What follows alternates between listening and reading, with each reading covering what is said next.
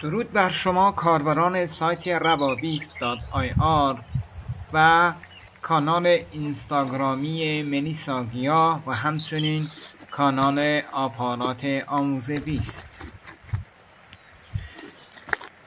امروز به طبیعت بسیار زیبای شهر مهاباد در روستای سیاقال سری زدم و میخوام گل خشخاش و خواص معجزه‌گرش را خدمتتان معرفی کنم.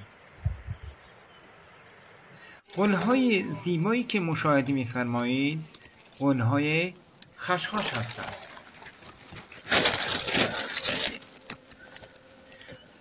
همیشه اسم خشخاش ما را یاد تریاک و مواد اعتیاد آور میاره، اما باید اینو بدونی که گیاه خشخاش در واقع گیاهی معجزه‌گر است. گیاه خشخاش گیاهی است علفی، ارتفاعش حدود 1 تا 2 متر با برگ‌های به رنگ سبز تیره. گل‌های درشتی داره و به رنگ‌های مختلف مثل قرمز، سفید، ارغوانی و رنگ‌های دیگه هم داره. میوه‌های آن کپسولی است که در داخل کپسول‌ها تخم خشخاش قرار داره.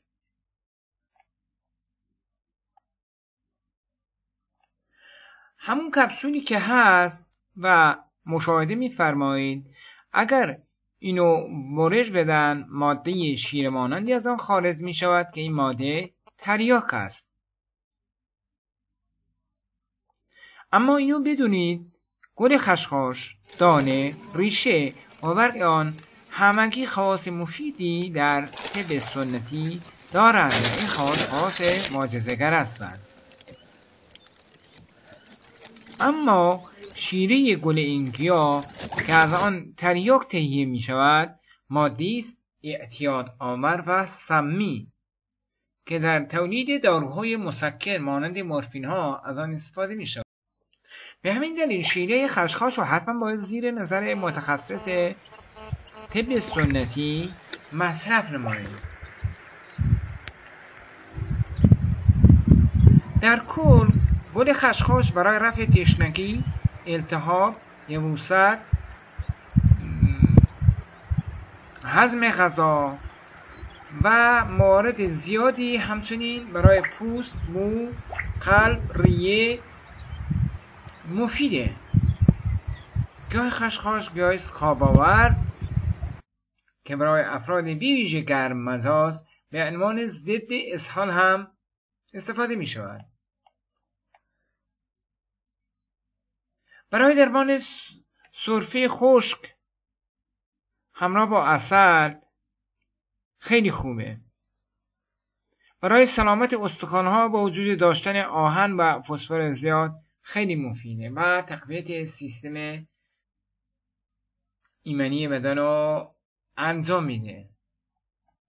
برای افزایش نیروی جنسی افرادی که سردمزاج هستن خوبه و باعث التیام زخم‌های دهانی میشود. اما در اینجا به صورت خلاصه خدمتتون عرض کنم که گل خشخاش وحشی تا حد زیادی همانند گل‌های خشخاش اهلی شده و پرورش داده شده این خواص دارند، به ویژه اینکه این گل‌ها چون در طبیعت و به صورت طبیعی و در زیر کمودها و التهاباتی که هست پرورش می‌یابند، اینا خود به خود امکان اینو هست که ماده مؤثری بالاتری هم داشته باشند. این معرفی کوتاهی از این گیاه معجزه‌گر بود که خدمتتان ارائه شد.